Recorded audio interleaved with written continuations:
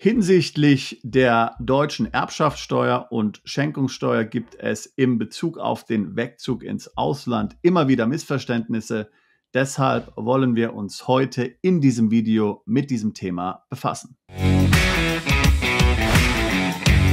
Wenn du von Deutschland ins Ausland umziehst und deutscher Staatsbürger bist, dann gilt in jedem Fall, dass du noch 5 Jahre lang unbeschränkt Erbschaft und Schenkungssteuerpflichtig bist in Deutschland. Wer nun also gehofft hat, dass er ganz schnell aus Deutschland wegziehen kann und dann hier einfach so sein Vermögen verteilen kann an seine Kinder, an seine Familie, Firmenbeteiligung etc. pp., der hat hier leider die Rechnung ohne den Wirt gemacht. Denn wie gesagt, 5 Jahre nach dem Wegzug aus Deutschland zahlst du weiterhin die gleiche Schenkung und Erbschaftssteuer, wie wenn du noch in Deutschland leben würdest. Das heißt also, dass du solche Restrukturierungsmaßnahmen frühestens nach 5 Jahren machen kannst. Und ich sage frühestens.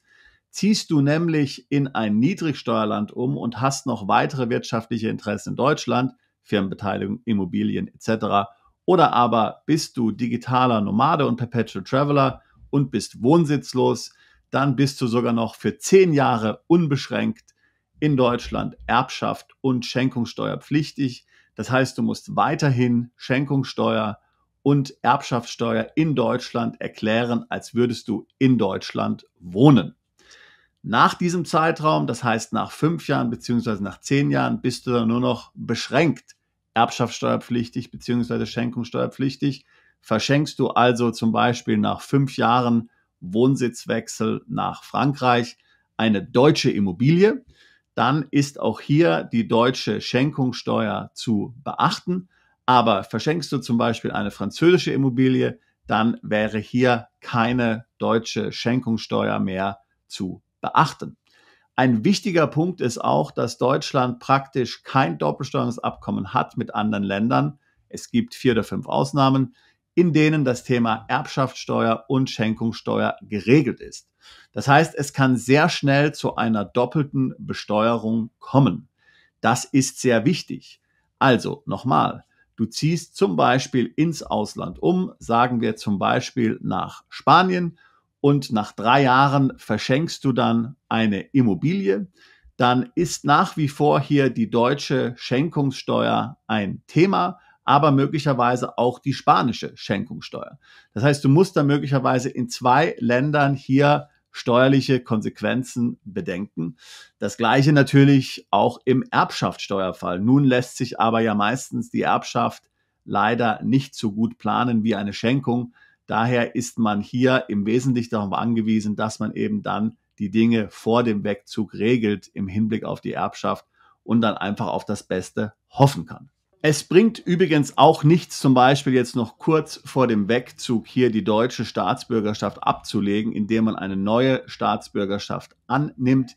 Das bringt nichts, denn es zählt tatsächlich der Zeitraum, den du vor dem Wegzug in Deutschland als deutscher Staatsbürger gelebt hast, für die Steuerpflicht. Also hier der schnelle Wechsel der Staatsangehörigkeit würde nichts bringen, um der deutschen Schenkungssteuer und Erbschaftssteuerpflicht nach dem Wegzug zu entgehen. Die Konsequenzen sind natürlich hier dann weitreichend. Ich kann dir ein Beispiel nennen.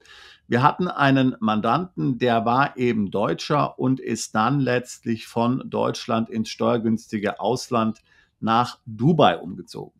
Sein Vater lebte in den Vereinigten Staaten als Green Card-Inhaber schon seit vielen Jahrzehnten und hatte dort ein beträchtliches Vermögen. Zu dem Zeitpunkt, als der Sohn von Deutschland nach Dubai umzog, war der Vater bereits über 90 Jahre alt und so hat es dann niemanden verwundert, dass der Vater kurze Zeit darauf später dann verstarb. Er hinterließ in den USA ein Erbe bestehend aus verschiedenen US-Immobilien, verschiedenen US-Konten, Edelmetallen, alles in den USA. Nichts davon war außerhalb der USA. Du weißt vielleicht, dass es in den USA unwahrscheinlich hohe Freibeträge bei der Erbschaftssteuer gibt, über 10 Millionen. Insofern war hier in den USA überhaupt keine Erbschaftssteuer fällig. Nun, der Mandant, der in Dubai gewohnt hat, hat alles geerbt. Da er aber eben erst seit 2 Jahren aus Deutschland weg war, war letztlich das gesamte geerbte Vermögen in Deutschland hier von der Erbschaftssteuer betroffen. Das heißt, er musste tutti frutti das gesamte Vermögen, was er in den USA geerbt hatte, ein hoher Millionenbetrag, in Deutschland noch versteuern, obwohl er schon seit mehreren Jahren in Dubai lebte. Diese Regelung wurde natürlich genau aus diesem Grund eingeführt, ja, dass man nicht sagen kann, okay, ich weiß jetzt mal zynisch gesagt, meine Eltern sind hier jetzt kurz vor dem Ableben, ich ziehe noch schnell ins steuergünstige Ausland um. Wie gesagt, man kann es ja sowieso nicht wirklich planen, aber man kann so ein bisschen natürlich hier absehen, wie es den Eltern geht zum Beispiel. Das funktioniert nicht, das hat hier der Gesetzgeber ganz klar schon vor vielen Jahren abgestellt. Und wie gesagt, im Falle von Dubai gilt das Ganze sowieso möglicherweise noch 10 Jahre lang, wenn der Mandant noch wirtschaftliche Interessen wie Immobilien in Deutschland hat. Aber hier war es ja sowieso innerhalb der 5-Jahresfrist. Dort gilt es für jeden. Wir haben schon mehrfach solche Videos wie dieses hier gemacht. Das Thema Schenkung und Erbschaftssteuer taucht immer wieder mal auf. Und es gibt hier bei der Schenkungssteuer im Hinblick auf den Wegzug ins Ausland ein ganz großes Missverständnis. So denken viele, dass die Schenkungssteuer vom Beschenkten zu zahlen ist. Das ist grundlegend falsch. Dazu schauen wir uns jetzt mal die entsprechende Einzelnorm im Erbschaftssteuergesetz an. So, hier haben wir das Erbschaftssteuer- und Schenkungssteuergesetz nun aufgemacht, Paragraph 20 Steuerschuldner. Ich zitiere nur den Anfang. Steuerschuldner ist der Erwerber, also das heißt der Beschenkte oder der Erbe, bei einer Schenkung auch der Schenker. Ja, mehr müssen wir hier gar nicht weiterlesen. Der Schenker ist also genauso haftbar für die Schenkungssteuer in Deutschland wie auch der Beschenkte. Nur in den Fällen, wo der Beschenkte auch in Deutschland lebt und somit für das Finanzamt greifbar ist, holt es sich die Schenkungssteuer bei ihm, beim Beschenkten, also beim Erwerber. Ist aber der Beschenkte nicht greifbar für das Finanzamt, dann wird auf einmal der Schenker hier schenkungssteuerpflichtig. Auch wenn du zum Beispiel nicht aus Deutschland wegziehst, ist diese Regelung relevant, wenn du zum Beispiel eine Stiftung oder eine Stiftungslimited, einen Trust oder etwas Ähnliches gründest und an dieses Konstrukt dann Vermögen verschenkst. Dann wird möglicherweise Schenkungssteuer in Deutschland fällig. Und da eben dann diese ausländische juristische Person nicht in Deutschland für das Finanzamt greifbar ist, bist du als der Schenker hier in der Steuerpflicht. Das ist nun natürlich für den Wegzug sehr relevant. Überleg dir nochmal, was ich gerade eben gesagt habe. Wenn du aus Deutschland wegziehst, bist du noch für mindestens 5 Jahre unbeschränkt Schenkungs- und Erbschaftssteuerpflichtig. Das heißt letztlich, steuerlich wirst du so behandelt, als würdest du immer noch in Deutschland leben. Der Wegzug ins Ausland ist für die Schenkungssteuer und für die Erbschaftssteuer komplett irrelevant. Stell dir nun folgendes Szenario vor. Du ziehst nach Thailand um. Nach 3 Jahren lernst du dort eine Frau kennen. Sie wird deine Lebenspartnerin und du möchtest ihr gerne dann ein Haus schenken.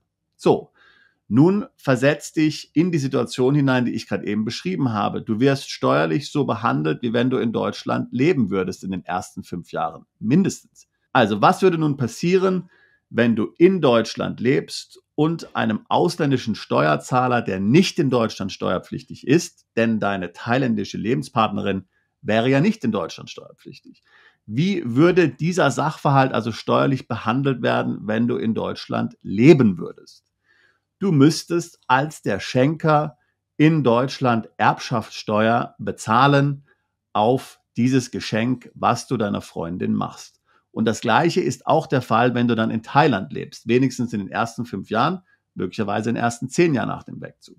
Das heißt, du musst dann in Deutschland als Schenker die Schenkung erklären und entsprechend die Schenkungssteuer abführen. Besonders schlimm ist hier, dass die Verjährung nicht einsetzt, bevor das Finanzamt nicht von der Schenkung weiß. Kommst du also zum Beispiel auf die Idee zu sagen, naja, okay, wir lassen das jetzt einfach unter den Tisch fallen, und irgendwann kommt diese Schenkung ans Tageslicht. Also mal angenommen, die Schenkung kommt erst nach 10, 15 oder sogar 20 Jahren ans Licht. Erst dann würde dann die Verjährung letztlich beginnen und du musst Schenkungssteuer plus Zins und Zinseszins für 15 bis 20 Jahre zahlen. Das heißt, der Betrag, den du nun schuldest, ist vielleicht doppelt so hoch oder noch mehr wie die Steuer, die du eigentlich hättest bezahlen müssen. Und wie gesagt, ganz oft kommen die Dinge einfach ans Tageslicht, weil das Finanzamt schlicht und ergreifend dich danach fragt. Also das Finanzamt kann ja nach 9 Jahren nach dem Umzug ins Ausland